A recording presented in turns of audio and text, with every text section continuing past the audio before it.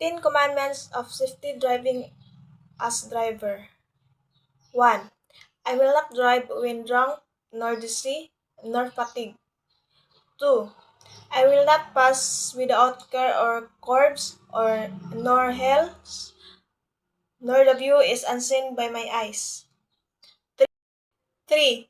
I will not violate speed laws nor exceed speed limits. 4.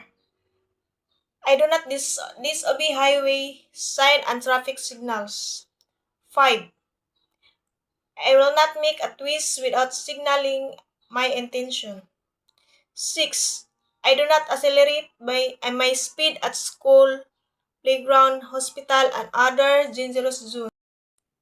7. I will not be careless when crossing at intersection. 8.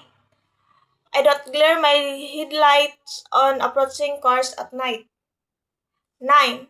I will slow down when twilight comes and unsafe road conditions are before me.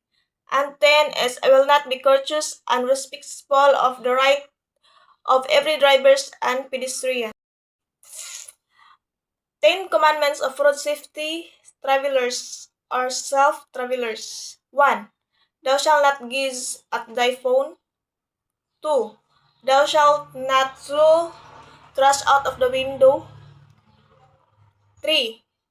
Thou shalt not or never drive intoxicated. 4. Thou shalt not take in any chances. 5. Thou shalt not buckle up thy kids. 6. Thou shalt not drive on thy bright. 7. Thou shalt not drive with one light or with fault, faulty lights. 8. Thou shalt not adhere to the speed limit. 9. Thou shalt keep thy distance. And 10. Thou shalt practice patience. 10 Commandments of Traffic or Self-Clearance. 1. Keep right. 2. Observe road courtesy. 3. Prohibited parking. 4. If in doubt, do not overtake. 5. The bus stop rules lining up on the bus stop zone. 5. 6. Rule to prevent of untangled traffic jams. 7. Observe traffic management measures. 8. The philosophy of Pinoy driver, first come first serve vehicles. 9.